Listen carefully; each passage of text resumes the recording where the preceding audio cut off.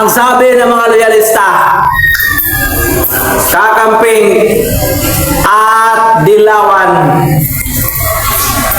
si Duterte daw, Rodrigo Roa Duterte, ay mamamatay tao, kriminal, at drug lord.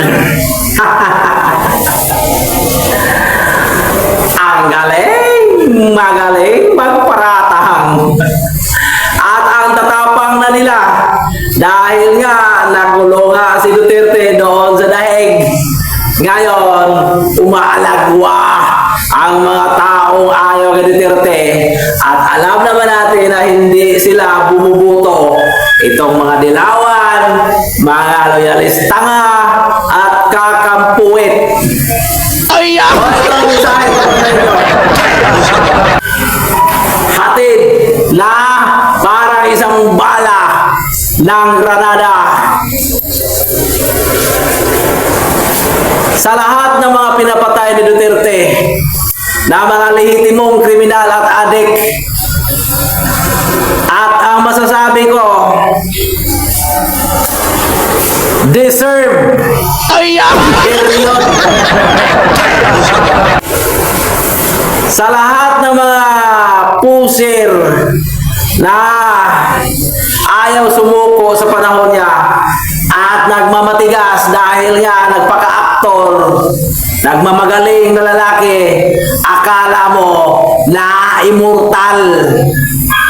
Kung namatay man kayo, kahit sino-sino kayo, mga Punso Pilato kayo, mga lehitimong pusir, ang masasabi ko, deserve.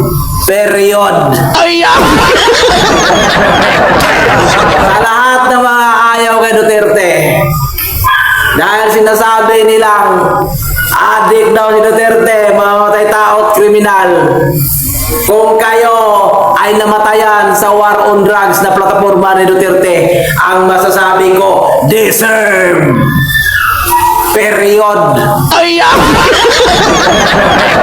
Kung sinasabi ninyo mga inosente ang pinapatay ni Duterte, ito lang ang masasabi ko.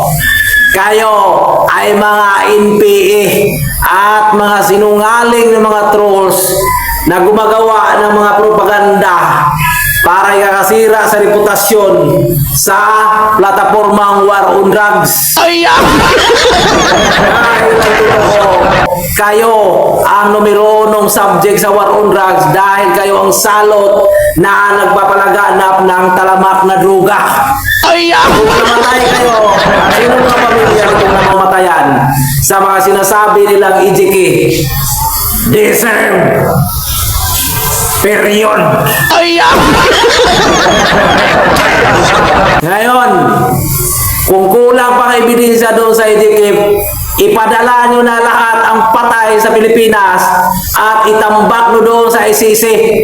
Ipahakot ninyo kay Torre at Trillanes na mga hugo at hugo, mga hudas sa soberanya ng Pilipinas.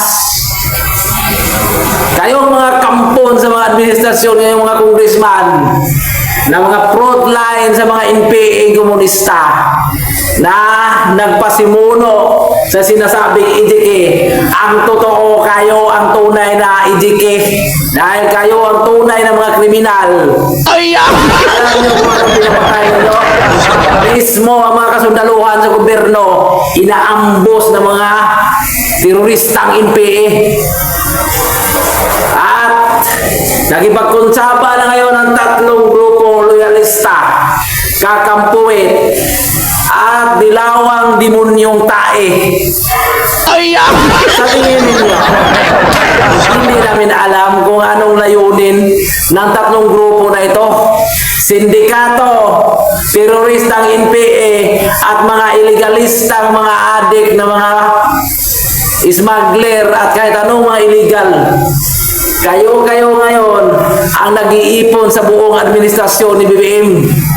At si BBM lang naman ang pinagtutulungan ninyong pupuwitin dahil ang maalang adik at nadidiktahan, nababayaran dahil inutil at walang kwintang palamlam yung pakimbot-kimbot.